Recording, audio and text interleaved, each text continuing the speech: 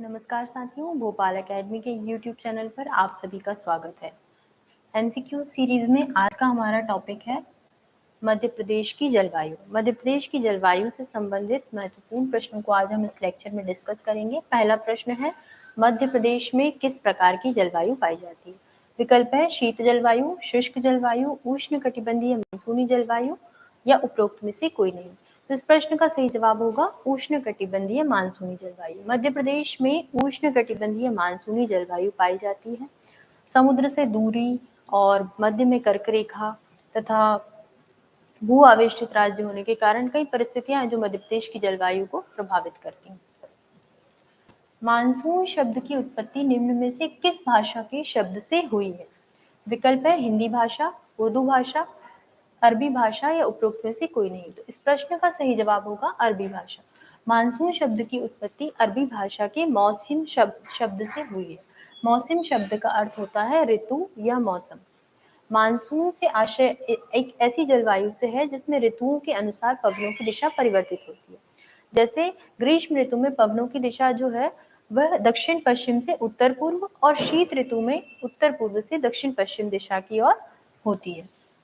अगला प्रश्न है प्रश्न क्रमांक 3, मध्य प्रदेश की जलवायु को प्रभावित करने वाले कारक हैं। विकल्प है बंगाल की खाड़ी से निकटता, उत्तर में हिमालय की उपस्थिति, काल बैशाखी या उपरोक्त सभी। तो इस प्रश्न का सही जवाब होगा उपरोक्त सभी। मध्य प्रदेश की जलवायु को बंगाल की खाड़ी से निकटता, उत्तर में हिमालय की उपस्थिति, काल बैशाखी ये सब तो प्रभावित करते ही हैं। साथ ही मध्य प्रदेश का जो उच्चावच है वह ग्रीष्मकालीन तूफान, मानसून की जो क्रियाशीलता होती है वह और भौगोलिक स्थिति ये सब भी कारक मध्य प्रदेश की जलवायु को प्रभावित करते हैं। और मध्य प्रदेश की जलवायु को जो कारक प्रभावित करते हैं वे वही कारक हैं जो भारत की जलवायु को प्रभावित करते हैं। मध्य प्रदेश में सामान्य औसत वर्षा कितनी होती है? तो 150 सेंटीमीटर, 140 सेंटीमीटर, 90 सेंटीमीटर या 113.2 सेंटीमीटर। तो इस प्रश्न का सही जवाब होगा 113.2 सेंटीमीटर। मध्य प्रदेश में सामान्य औसत वर्षा 113.2 सेंटीमीटर होती है। प्रश्न क्रमांक 5, मध्य प्रदेश राज्य का सबसे गर्म स्थान कौन सा है? विकल्प है भिंड, ग्वालियर, नर्मदापुरम या पचमढ़ी। तो एक जिले के उसमें पूछा है, तो भिंड जिला जो है वो सबसे गर्म स्थान है और यहाँ पर औसत जो टेम्परेचर होता है वह ज्यादा ही नोट किया जाता है। प्रश्न क्रमांक 6, किसी एक स्थान पर सर्वाधिक तापमान वाला स्थान है।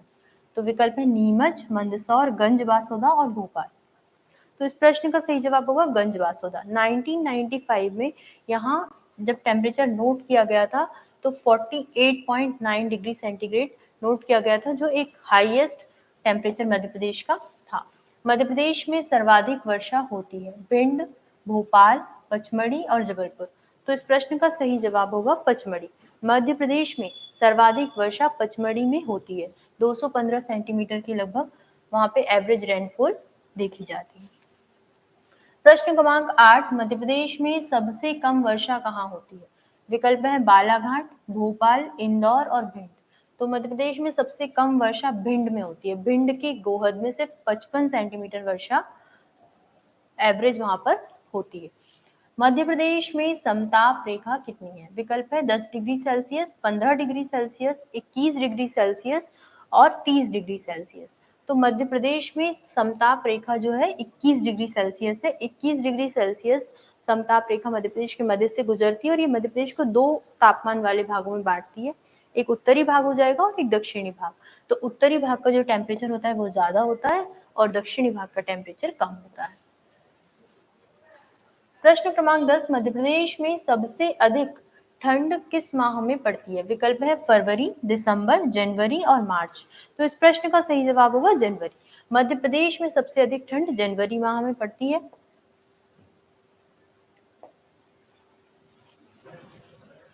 प्रश्न क्रमांक 11, अल नीनो का मॉनसून पर क्या प्रभाव पड़ता है? तो विकल्प है मॉनसून कमजोर हो जाता है, मॉनसून पर सकारात्मक प्रभाव पड़ता है, मॉनसून अप्रभावित रहता है या उपरोक्त में से कोई नहीं।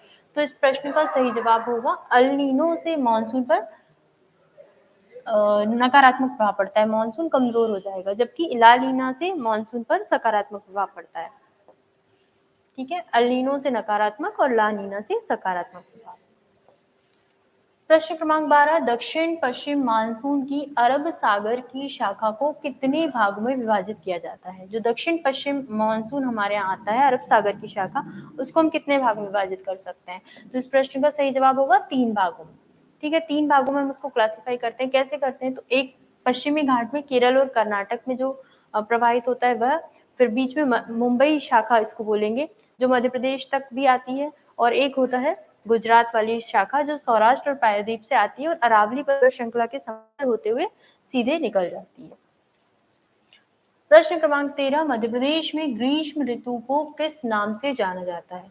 लोकल जो मध्य प्रदेश है वहां पर किस नाम से हम इसको जानते हैं? तो चौमासा, सियाला, यूनाला या उपरोक्त में से कोई नहीं। तो ग्रीष्म ऋतु को मध्य प्रदेश की लोकल लैंग्वेज में यूनाला भी कहते हैं। ठीक है, यूनाला नाम से जानते हैं।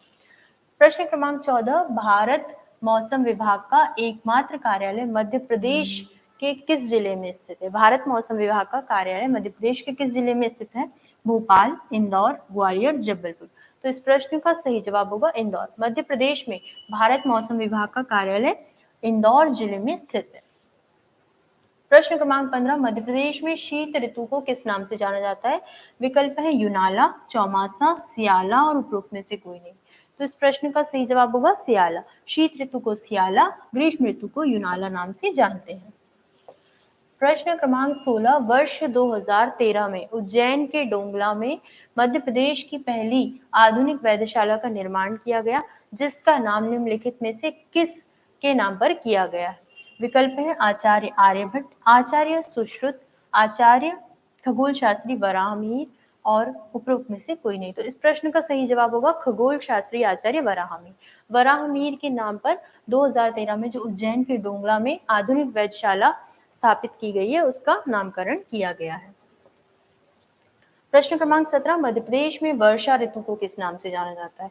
विकल्प है यूनाला, सियाला, चौमासा और उपरोक्त में से कोई नहीं। तो इस प्रश्न का सही जवाब होगा चौमासा।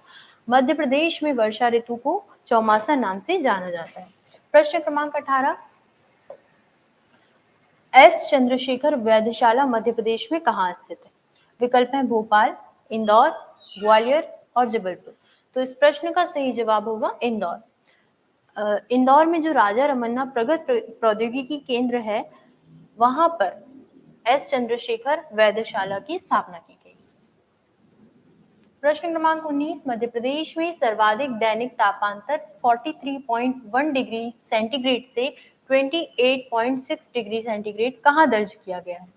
विकल्प है ग्वालियर, भिंड, भोपाल और मुरैना।